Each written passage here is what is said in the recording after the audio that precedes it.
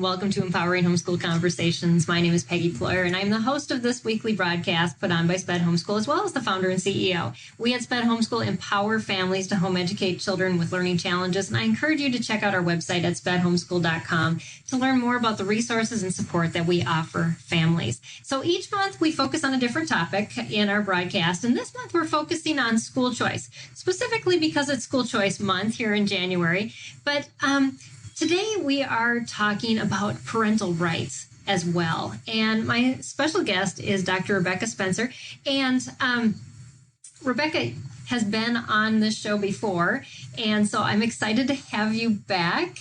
And actually, I didn't tell you this, Rebecca, but the last time that you were on, we were talking about dyslexia options and teaching options for homeschoolers. It is one of the top downloaded podcasts that we have right now. So kudos to you. Rebecca is just full of information and wisdom. So if you're just kind of tuning in with us, and I encourage you to stick around, even though you may not think you want to know anything about parental rights. Yes, you do, because there's so many options and freedoms related to this for you. So Rebecca, thank you for being here. Thank you for preparing all the information that you're going to share with us today. I'm excited. Absolutely. Well, thank you for having me, Peggy. It's always fun to visit with you. You're so, love your personality. You're so inviting and welcoming. Thank you. So yeah, as Peggy said, my name is Rebecca Spencer, and I do specialize in dyslexia, but today we're talking about school choice. Mm-hmm. And I can share with you about school choice in a couple different capacities. One, as a parent of 3 children, but as a parent of 2 children with learning disabilities. And I can also share with you as an administrator of a little Christian school here in our Benton County area in Missouri. And I have testified before the Senate and the House during legislative sessions over the past few years. And we've been involved in the school choice movement, and we brought a group of kids to the state capitol at the rally, and we even performed at our state capitol. So you'll get to see some pictures of our kids there and some slides that we'll be sharing throughout the program. Awesome. So if it's okay with Peggy, I would like to go ahead and start with just sharing a little bit about, if Peggy could pull up. You want the slides up? Yeah. Okay. If Peggy could just start sharing a little bit about, I'm going to share with you about school choice and what it is. Yeah. And so the first slide is school choice is a parental right. And you'll see the picture. This is in the rotunda at our state capitol, Missouri. And the yellow scarves, if you have seen them, do represent school choice.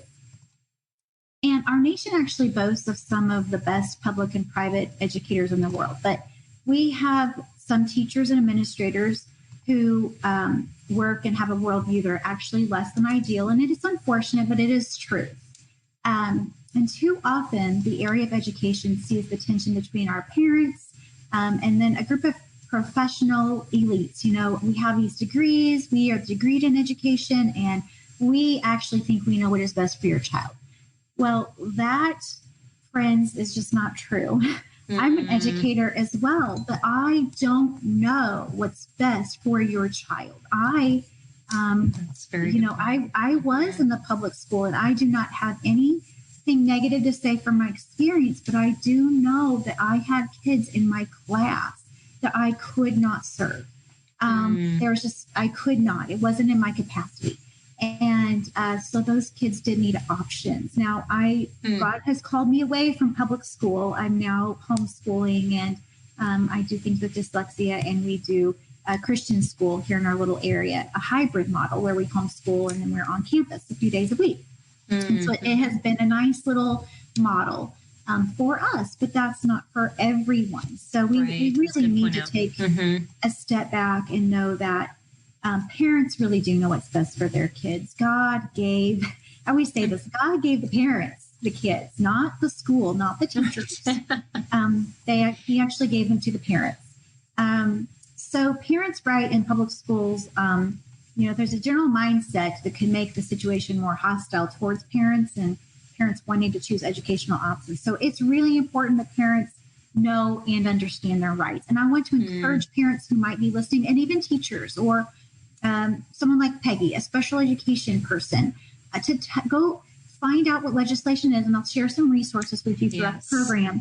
Find out what legislation is going on in your state, and then go to your state capitol and get on the testimony list and testify before those hearings. They want to hear your stories, and those stories are what makes a difference. Yes. And Peggy, if we could go to slide 2, it says, what is school choice? Yep. And you see those sweet little kids there. Those are some of our kiddos. Okay, so you can see school choice is a term that represents the many ways that students access their K-12 education. Many still choose their schools by buying a home in their desired district, right? Like, okay, let's buy a home. Let's see what kind of school it is. If it's not in a good district, we'll look someplace different. But today's parents engage in school choice in more diverse and ever evolving ways. So the Supreme Court's current interpretation of the federal law, government's treaty power, poses a threat to parental rights. When we need to stay on top of that, essentially, though, while nothing in the Constitution actually grants to the federal government any authority to limit parental rights or enact family law in the states, it's currently held that a properly ratified treaty could be executed to grant that power to the federal government in the future. So we really need to keep our eyes on this. Things are moving in the right direction. If anything good came out of COVID, I'm going to say school choice did. This is a great time to get involved, because now more than ever, parents are making different decisions, and the schools are actually seeing the need for those. Yes, the schools are more open right now because they realize that they're kind of stuck too, and they're looking for options as well. That's very true. Correct. Yeah. So if we could go to slide 3, Peggy, in a nutshell. School choice actually allows public education funds to follow students to the schools or services that best fits their child's needs. So whether that's to a public school, to a private school, a charter school, homeschool, or any other learning environment for the families to choose.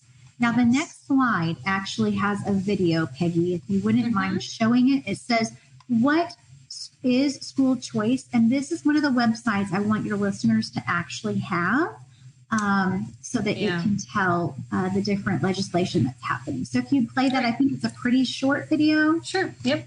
We'll hit play. What is school choice? It's not as complicated as you might think.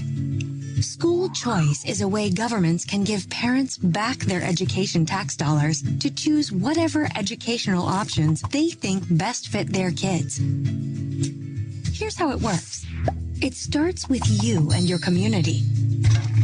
Together, you all pay income taxes, sales taxes, or both. Those taxes become the revenue the state uses to pay for education. From there, the state splits up those funds to all families based on their children's needs. Families can then use that money to purchase whichever schooling options, public, private, charter, homeschool, online, or otherwise, they think are best for their kids. An educated child has greater opportunities to succeed and to bring that success back to their community. Like to know how school choice looks today? Although it is not available to all families right now, there are 4 ways many states offer parents choice. Click to learn more about each of them.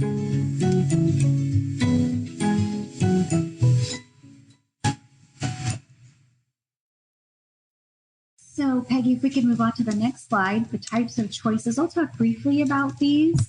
Yeah. You'll see education savings accounts. These allow parents to withdraw their children from public, district, or charter school and receive a deposit of public funds into government-authorized savings accounts with restricted but not multiple uses. Now, those funds, often distributed to families, are usually by like a debit card, can cover private school tuition and fees, online learning programs and private tutoring, community college costs, and higher education expenses, as well as other approved learning services and materials.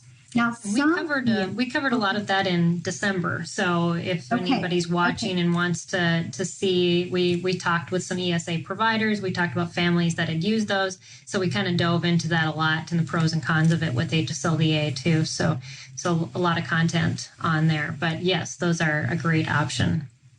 Okay, now Peggy, the next one is school vouchers. I don't know if we need to talk about those. I have information on those if you need that. Yes, please do. Those vouchers are another option, and they give parents the freedom to choose a private school for their children using all or part of the public funding set aside for their children's education. And so we all pay. So let's say this: we pay tax dollars, okay, and your listeners probably know the largest percentage of those tax dollars go towards the LEA, which is a local education agency. Yes. Okay. So what that would mean is those actual dollars that you pay every year, those are your dollars to spend on your child's education. Okay. And those are actually my favorites. Now they get a lot of backbite from others, but for homeschool and private schools, vouchers are not a bad thing. Right. So under these programs, funds typically expand school districts. They would be allocated to participating family. Like if you're in a certain district and I want to pull my kid in homeschool, and I would receive those allocated funds. Right. Okay. And then tax credit ESAs, you probably had some discussion on that, I'm going to guess, with your last not much. We mostly just talked about the savings accounts either created by a state funded program.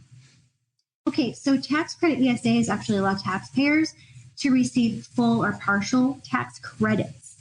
So when they donate to a nonprofit organization that fund and manage parent-directed K-12 education savings accounts. So families could use those funds to pay for multiple educational related expenses like maybe a private school tuition, maybe some fees, perhaps some online learning, or even tutoring. Private tutoring is big right now.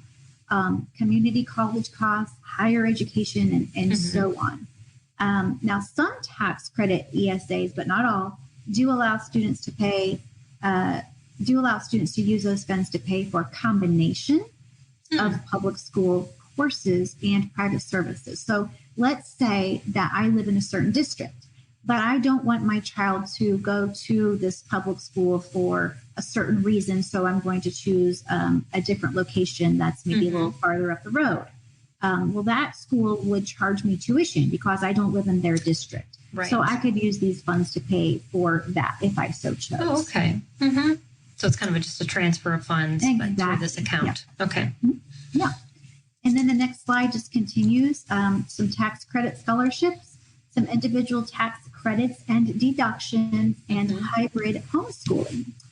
The tax credit scholarships allow the taxpayers to actually receive full or partial tax credits when they donate to those nonprofits. It's very similar to the one that we just talked about.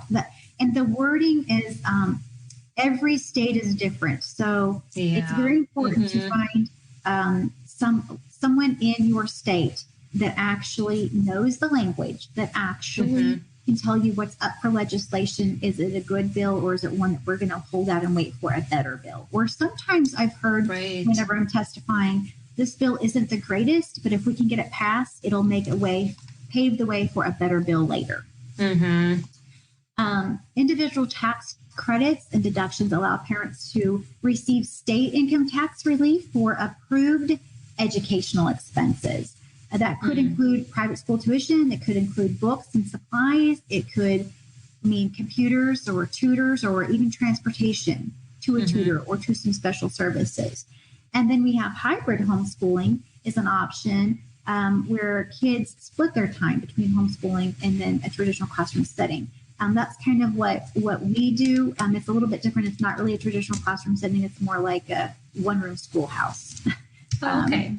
So it's a little bit different, but it would still allow for that. The next slide, we still have others like charter schools. People have probably heard of magnet schools. Of course, we have homeschool. That's one of our favorites. And then personalized learning and learning pods.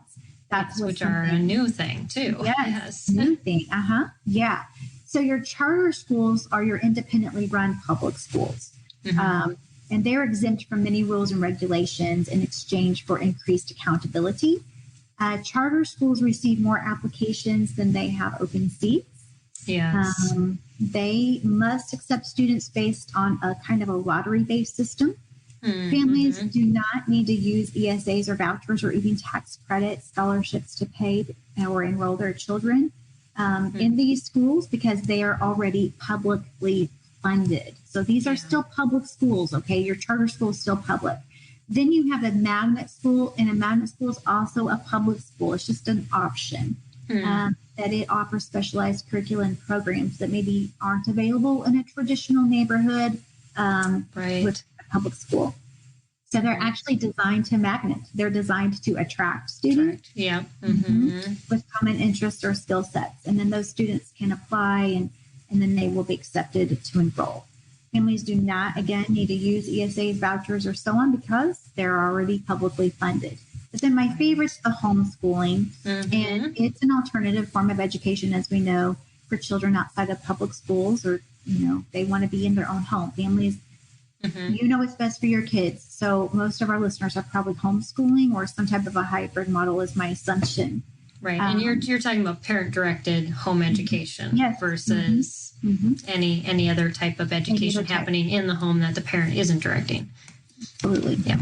Yes. So homeschools is mom or dad picked curriculum, and they will pay for whatever your choice of curriculum is. And, it could even be for a field trip or computers and devices that you might need in your home, a program perhaps, things like that.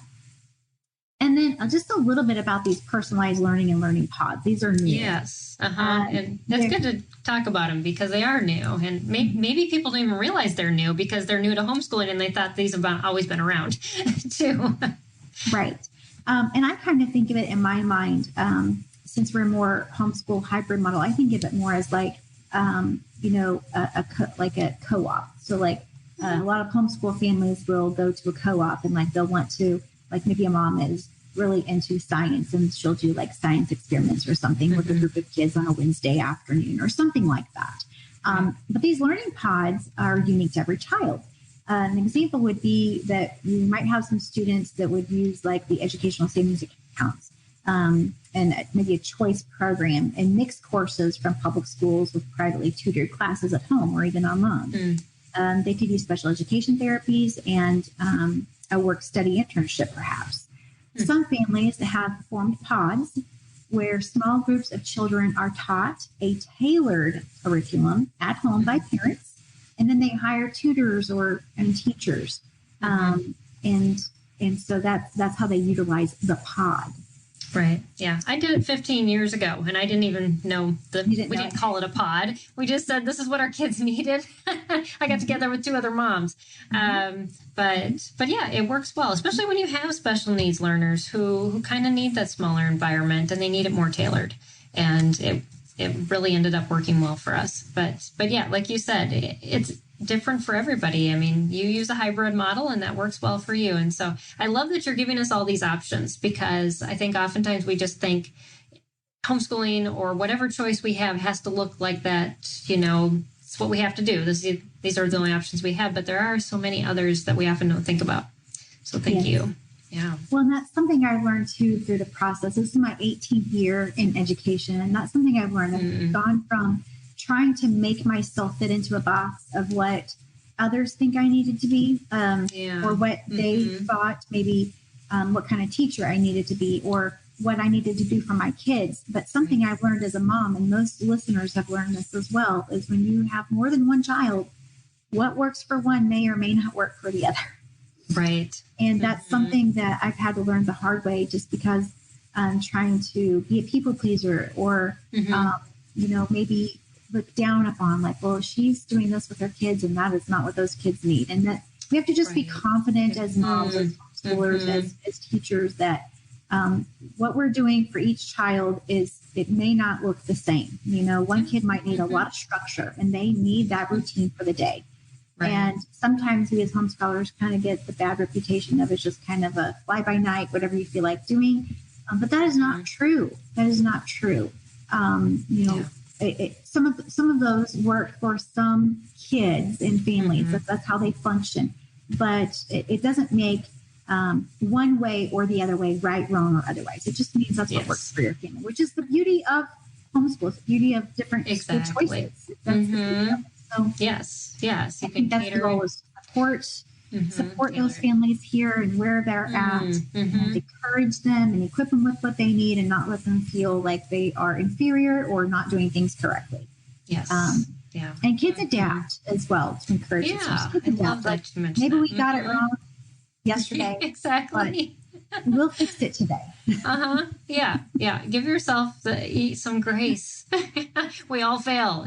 And yes, we learn from those things. And our school gets better because of it too. And our teaching, and our kids learn as well. They learn that mistakes are part of life.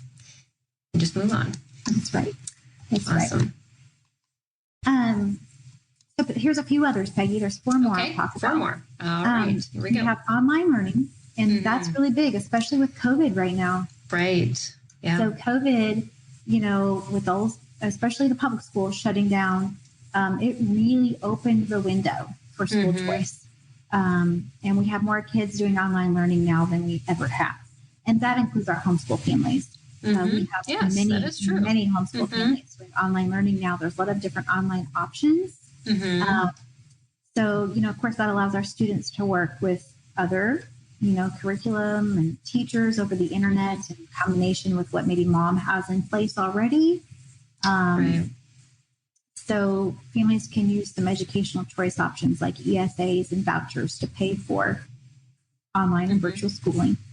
Yeah. And we talked a couple weeks ago, we talked about all these different options for self-paced courses and other things that online learning doesn't even look the same, in so many instances, and there's so many options just within that pocket.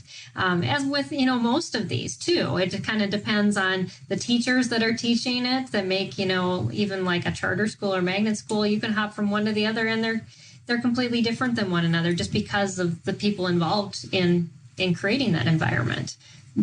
Yeah. Yes, definitely. And also with online learning, we have a global economy now in education, and we can pull from tutors and teachers. Like we were talking about this beforehand, you teaching people across, a 12-hour difference, and my daughter taking French from somebody in Japan.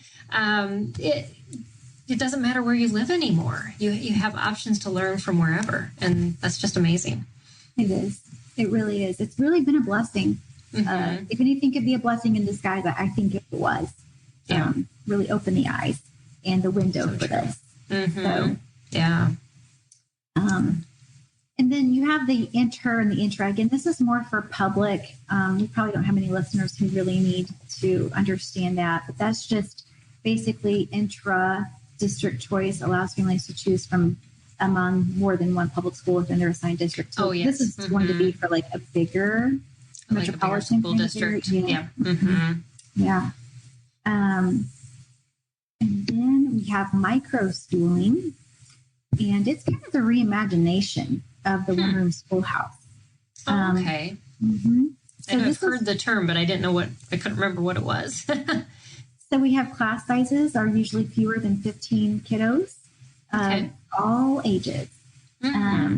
And then the schedule and the curriculum is actually tailored to fit the needs of each class. And so that's kind of what we do. We kind of do this. I didn't know it was called microschooling until recently. We just kind of based it off of the old Laura Ingalls one-room school model of doing homeschool and then doing what we needed to do together as a group. So but this model of schooling can operate either in public, private, or charter schools, or separately on its own. So it's quite interesting. I encourage your listeners to check that out. It might be nice for moms that have multiple kids that need a little break, Right. Yeah. So, And then we have town tutoring. Have you heard of town tutoring? I haven't heard of that either. I know I was looking through your list and I'm like, I hope she explains these because I've never seen these before. So these are new. These are new pop-ups. So generally, maybe they're not new. Let's just say we've maybe put a name to them. So like you said, you've done this years ago. It just didn't have the name. Didn't it? Right. Exactly. Yeah.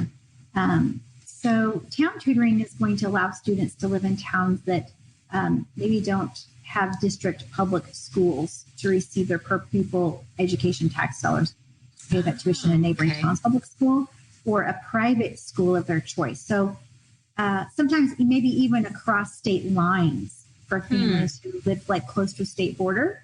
Like in Missouri, we have Kansas City, Missouri, and then we have Kansas City, Kansas. Right. That's very confusing in itself. But yes. So these schools actually function like a school voucher, and only a handful of rural states in the Northeast use this right now. Oh, okay. In the Northeast. Well, because they have small states too, so the boundaries are, kind of crazy already. So I could see that making sense because you could drive from one state to another in less than 30 minutes. So yeah. Awesome. Yeah. That's cool. Yeah.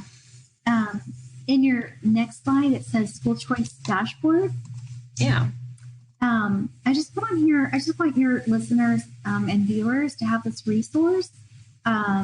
They can go to www.edchoice.org. There is just a plethora of information on that website. You can see which states have which types of school choice, how many families are participating. You can see how much money students can get. And you can find all that on the dashboard. Now, the next slide actually is a slide of the states.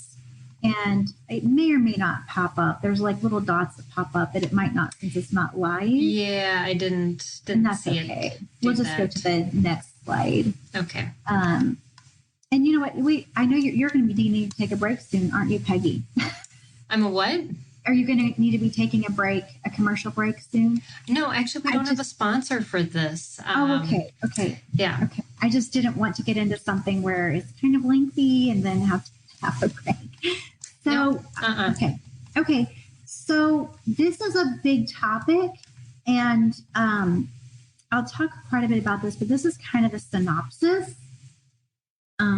We get a lot of questions about our school choice programs legal, and you probably have already had someone address this.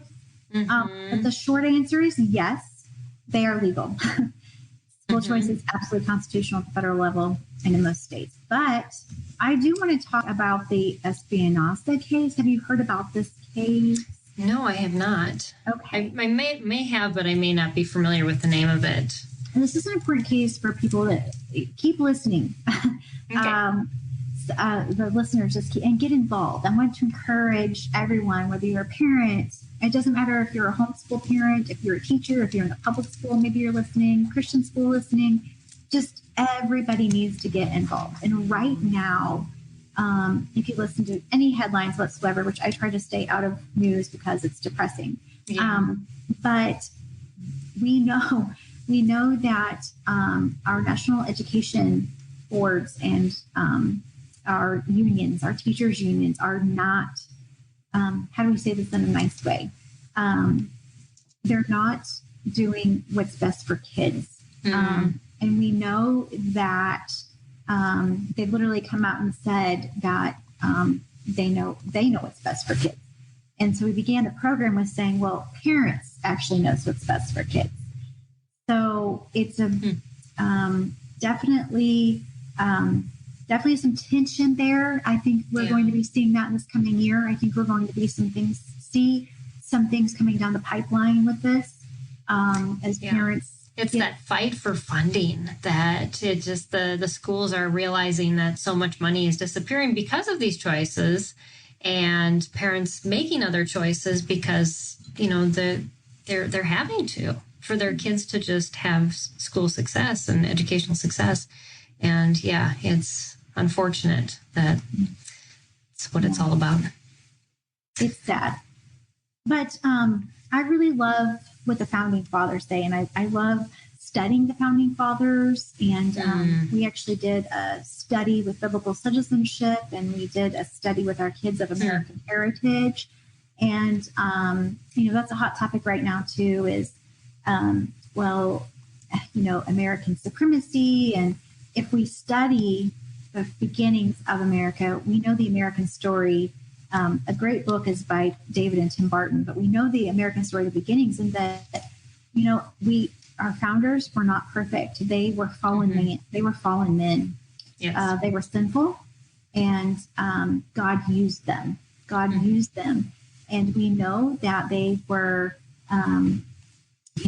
they removed themselves from a bad situation in England. And, it basically had to do with not being able to worship like they wanted to, and the one true God. And so the story goes on and on and on. But to stay on topic, we know that our founding fathers gave us the First Amendment.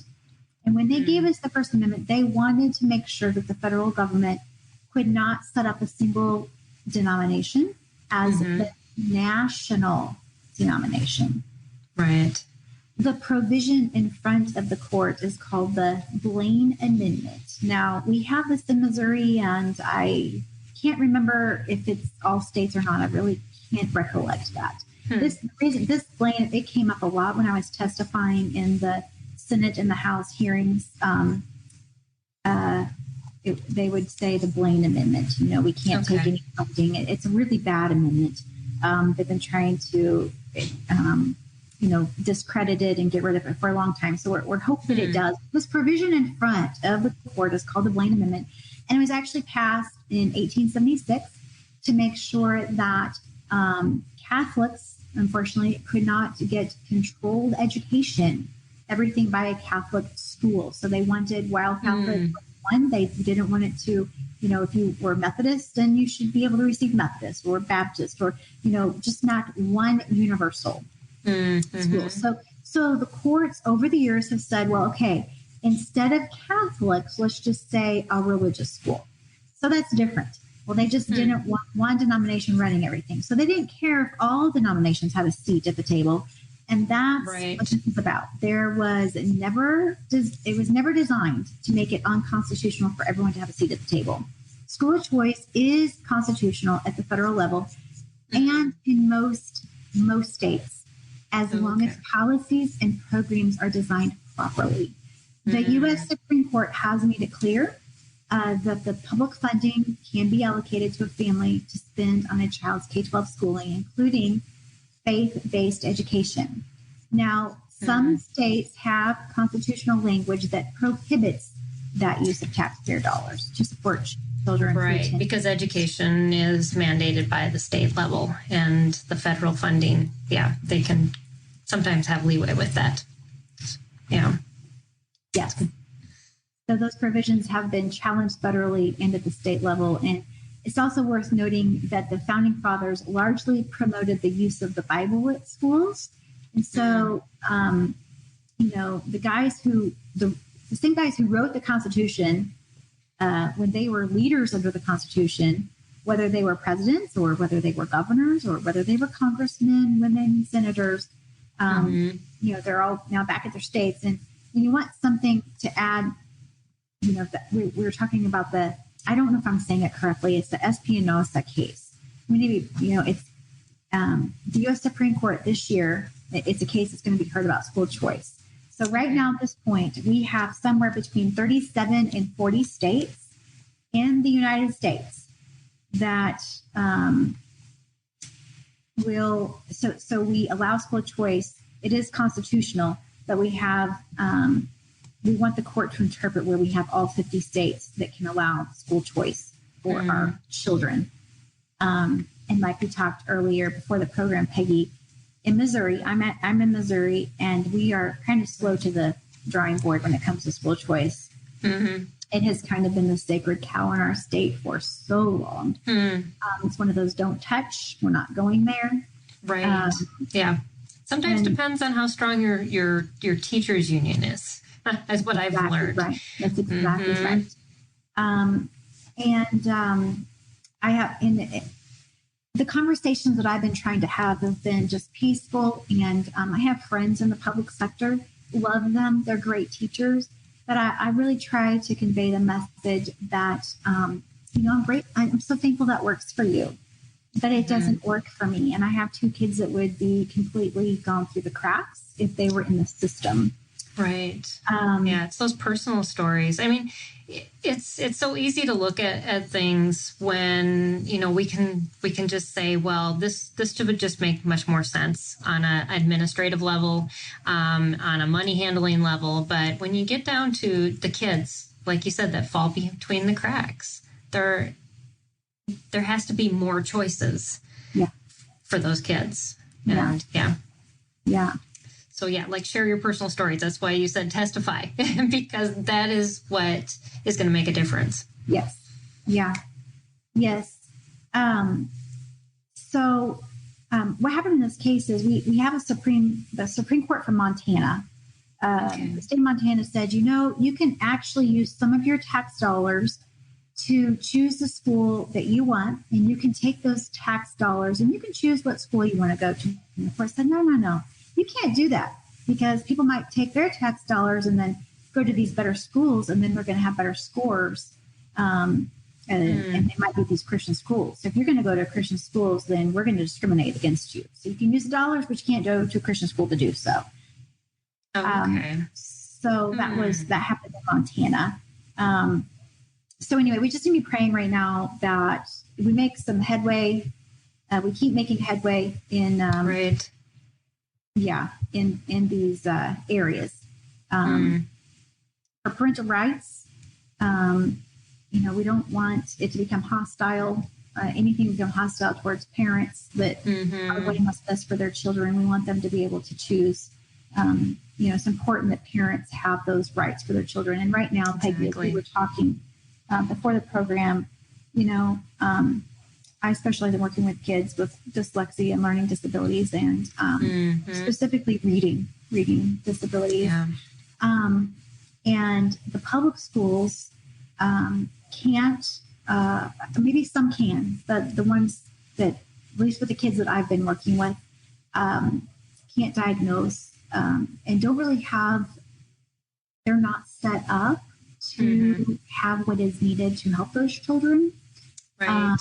It's not considered within the plane of the approved disabilities and I think they do it. I'm not sure if it's done by state or by district, but I've heard it through many parents, though, the dyslexia especially.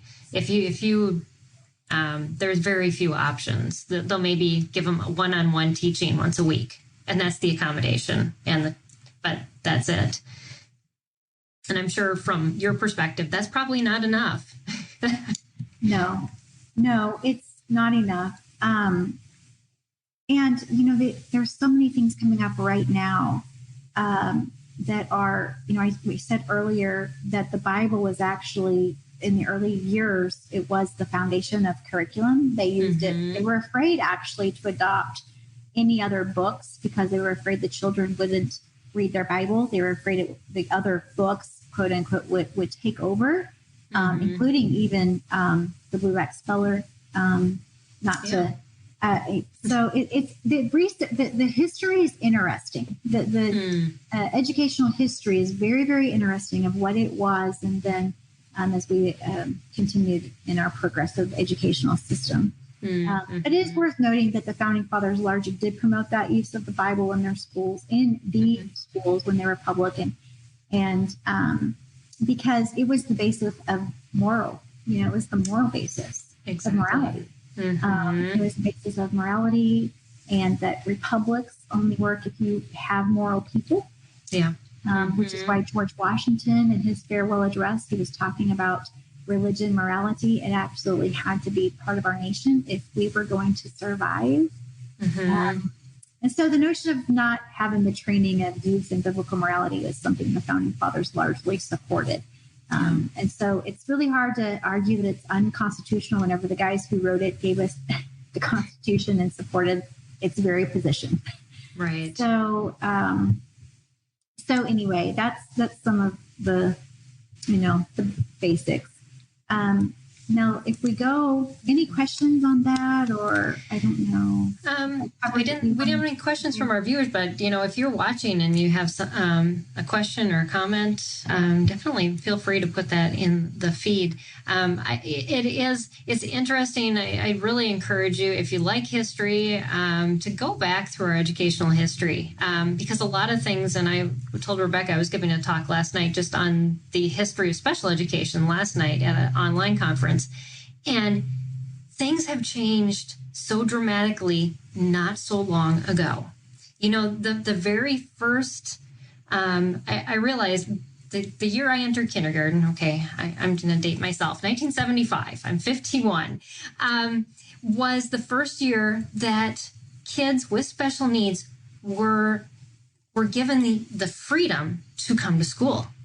Before that, there was no mandates that said that they even had access to schools. And that's only in my lifetime. Yet I look back and I think, well, that's always been. It hasn't. And it has been recent. And so a lot of these changes we think have been around forever within our schools have not. And so, like Rebecca's telling you, look at the history, see how dramatically things have changed so quickly. Why have they changed? The legislation behind them, the people groups behind that legislation, because that's going to show you a lot about what's been happening in our country, and why you need to take advantage of your choices. Because by not knowing your options, you're not doing a service to your children, your family. Yes, that's right, Peggy. Thank you for capitalizing on that. And Peggy, if we go to the next slide, I'm about finished with my slides. So I just have a couple more. Some resources. So parents will say, well, how do you know? How do you find out what's going on? Well, it's really not hard. You do not need to be an expert in school choice. You do not need to be a guru. You do not need to write a report. You just need to be involved. Whenever we were at the Capitol, we've been there several times. After we would do our rally and our kids would perform, we would take the kids and we would go around we would find our senators and our representatives. And then we would also go ahead and talk to ones that maybe weren't in our district, but just let them see our faces, let them see that we are people, we are human too, and we want what's best for our kids. We're not just out here trying to squash our kids' dreams. We really want what's best for our kids, and we need you to see that. We need you to see that a system is not what's best for all of our kids. And just to get them to feel that realness and the authenticity of conversation, we have found valuable. So go to maybe contact maybe there's a Christian school in your area, or maybe there's a homeschooled mom that is really on top of her game. It seems like there's at least somebody within your local Christian school that knows what's going on. At least for me, it seems like that. I have someone that I talk to on a regular basis. She's very involved, and that's how I know what's happening, is because she's very involved.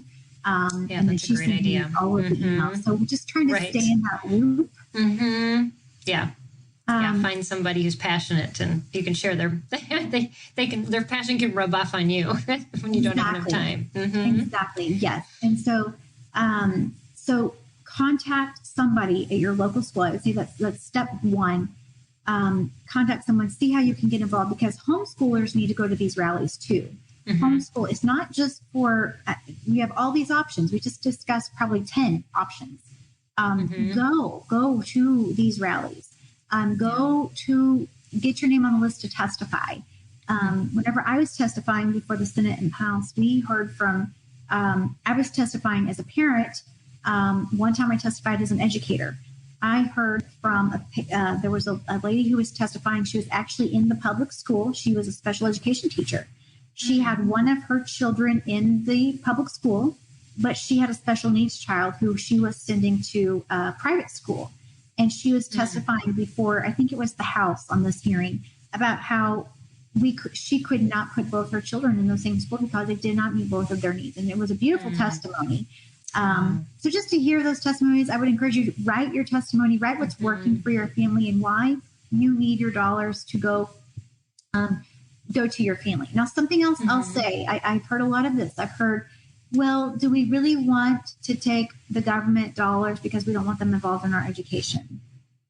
And you probably heard that before, Peggy. Yeah, I have. Mm-hmm. And my answer to that is, remember we went back to our founders? We went back to the beginnings. Mm-hmm. It wasn't their right anyway. It never was. It was never meant for them to be in charge. So it's really not constitutional for the state to be involved. So, I mean, so it's an HSDLA, I think, is the main one. And I like them. It's just that I do hear from parents that are discouraged of even trying to get involved because they don't want, by them taking any dollars, they don't want the entity to tell them what they need to do. And I get that. I totally understand that. But they're not really in their power anyway. So we need to really get back to the very beginning of the founders. We need to get back to what was meant. Why did they leave out education? What's the why behind it? Well, the why behind that was because it wasn't ever meant for the state to be in control of it. It was something that the township took over. They hired the local teacher and they brought them in. And it is a very recent development that states and the federal government have got involved in education. And you had to keep it local because that's where, I mean, if have any of you gone to your local school board meeting? Even as a homeschool parent, it is eye-opening to see what's going on in your schools. I just encourage you, if you have the time, to do that, and just be a fly on the wall. Hear what they're talking about. Absolutely, absolutely. Because if you go to a local school board meeting, and you might be hearing things like the CRT and things like that are being taught, the likelihood of your kids being in that same community as kids that are in the public school are probably highly likely, whether that be maybe just out, at the park or maybe a ball game. Mm-hmm. They're going to run into each other maybe at church. Even at church, yeah. Exactly. And so we need to know what's being discussed, what's going on inside the walls, things like that. So just stay informed, stay connected, get involved. And so, these are your responsibilities as a parent. Know your legal rights. You have rights. You need to know those. Sign up for those newsletters. Sign up for those broadcasts. If you go to, I have. And I love this list that you have. Okay, good. Yes. Maybe they can screenshot it. Wallbuilders.com radio. That's David and Tim Barton. And they are phenomenal when it comes to knowing your founding history. You can click on their website. You can go to radio and you can go find everything they have on education. You can go be a difference maker and do biblical citizenship, why you need to vote, why you need to go to board meetings, like Peggy said, why you should be involved in your child's education, which you are. If you're here, you're involved, but going to the Capitol, getting involved in that legislation. And then, of course, edchoice.org I would go ahead and bookmark that on your computer. And then I would also bookmark parentalrightsfoundation.org on your computer. Yeah. And then I gave you Kimberly Gill. It's Dr. Kimberly Gill. She is my contact. She's at Summit Christian Academy. I asked her permission before I put her in here. I said, may I please give your info, because she is the guru on school choice legislation. And so you just email her and she'll get you hooked up. So Dr. Gill, she's at Summit Christian Academy, and that's in Lee's Summit, Missouri. And she actually wrote her dissertation on school choice. So she knows her stuff. So contact her. Any of these websites are great ones. And I'll put all of those with links into the YouTube feed later on today or tomorrow. So you'll have that to be able to just click on those instead of having to enter them in. Great. And the last slide, Peggy, is just my contact. Yes, I'd love for you to talk about what you do and how our viewers can connect with you. Yeah, so they probably already know that I have this little ministry called Cherish Children Ministries, and I specialize in kids with dyslexia, ADD, ADHD, autism, and other spectrum disorders, but really hone in on dyslexia and reading disabilities. And something new that we've started this year, we've had parents reach out saying, will you please offer tutoring? So Okay. we do now offer tutoring services. So I actually have some slots. My kids are a little bit older now, and they don't need as much of me. I did get my work done with the kids, my 2 struggling learners this morning. They work better in the morning. So it has opened up some time for me during the day where I can offer tutoring. So I am available for that. They can just go to my website and sign up for a tutoring session. And that's www.cherishedchildrenministries.org. Yes. And then also something new we're doing is we're doing consultation services for teachers and for schools. So I actually met with superintendents this year, and I'm going to be helping them with aligning their curriculum and just doing some teacher training on how can we help these teachers teach these kids with reading disabilities. So that could be, maybe there's a homeschool moms group, maybe there's a private school group, maybe there are public school teachers. So we're offering those things just to help consultations for our schools. Get our kids, just get our kids reading and being confident and cherishing where they are. And part of that ministry is that we actually share, like Peggy said earlier, actually share with families that are missionaries across the globe. So I actually tutor and help kids that are 12 hours time difference away from us. So it's been a lot of fun. It's been a huge blessing to bless them in that way. So just message me, or I usually try to respond within 24 hours, if I don't have kids screaming in the background. Right. Usually. That's awesome. Yeah. Well, that's such good information to have. And I think, oftentimes we make a choice and we feel like we only have the public school, private school, homeschool option. So thank you for diving into just the nuances that each of those options have, because we tend to forget those. And I know, just talking with the HSLDA lawyers in the last year, that laws have been changing so fast in states to open up new doors for school choice that they can't even keep up with what's going on. And plus, you've got 50 states and all of these legislations happening. It's just crazy. And so whatever state you live in, like Rebecca was talking about, connect with your state organization, see what's going on as far as legislation goes, get involved. And then figure out what works best for your family. There is no one way. And if you have to rewatch at the beginning, what are all those little nuances, those different options, and do we have? I know you talked a little bit about the funding, but again, the restrictions, the responsibilities for parents within those are going to be different from every state as well. Is that correct? Yes, absolutely. That is correct. Every state is different. So you really need to figure out what your state is doing, what's up for legislation, what's been passed, how do you access those funds, and something else to be aware of. Sometimes legislation has been passed under one name, and then they will change the name. So you want to make sure you stay on top of, maybe there was a bill that was passed, and then 5 years ago, and then they changed the name. That money, those allocations, they're available, but you don't know how to figure out what they are. You just go to the Ed Choice website, and then it will tell you what is available for each state, and then figure out, that's a new name. It was this, and it's changed to this. So exactly, it is. It's kind of mind-boggling to try to stay on top of it. But if you have 5 minutes, just 5 minutes will be helpful just to figure out what's going on.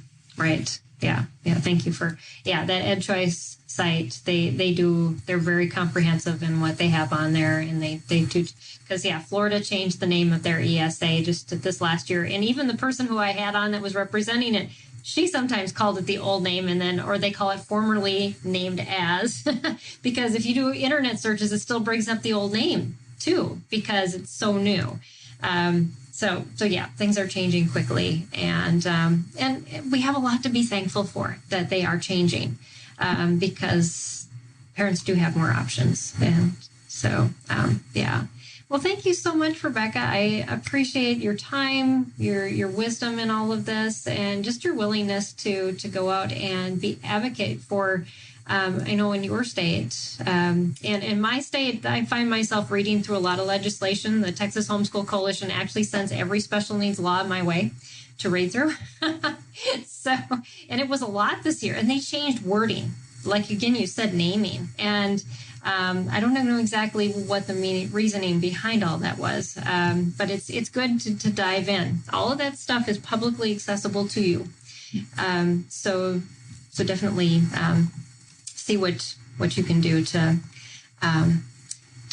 do your part. I guess that's all we can do. And yeah, and sometimes, when we have special needs kids, we can't do a whole lot. But I know you'd agree with me. We can pray.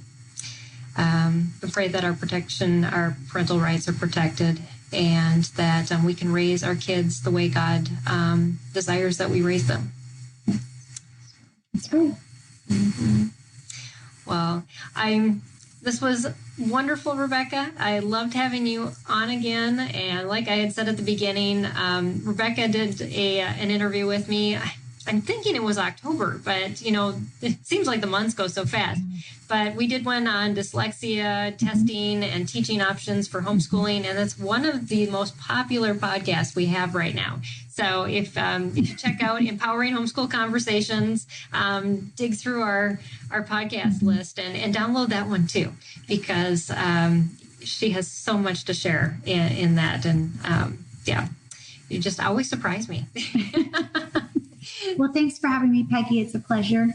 Yeah, it was great having you too. And I thank you for our audience for joining us. I see we've had a couple people hanging out with us. No questions, but that's okay. It's sometimes you just like to. As I go to conferences, I have many parents say, "Well, I just plug you in my ear, I turn you on, and then I just listen." So, and we appreciate that. So thank you for joining us as well. And this broadcast was just put on by viewers like you who have donated to us at Sped Homeschool. We are a 501c3 nonprofit, and just thank you for your donations that support this broadcast to keep happening. It support our website and all the other outreach things that we do at Sped Homeschool. So next week is the last week that we're going to be focusing on this topic, and we're going to talk about your homeschool choice still, but we're going to talk about schedule choices and just how you can mix up that homeschool schedule depending on the needs of your child. And so my guest is going to be kind of diving into that. So I hope you can join me then for that, and then we'll be moving on to a new theme after that. But thank you, everybody. Liesl or Rochelle says we appreciate you too. Thank you. So, all right. Well, thanks, everybody. Have an awesome rest of your week, and we'll see you right here next time on Empowering Homeschool Conversations. See you then.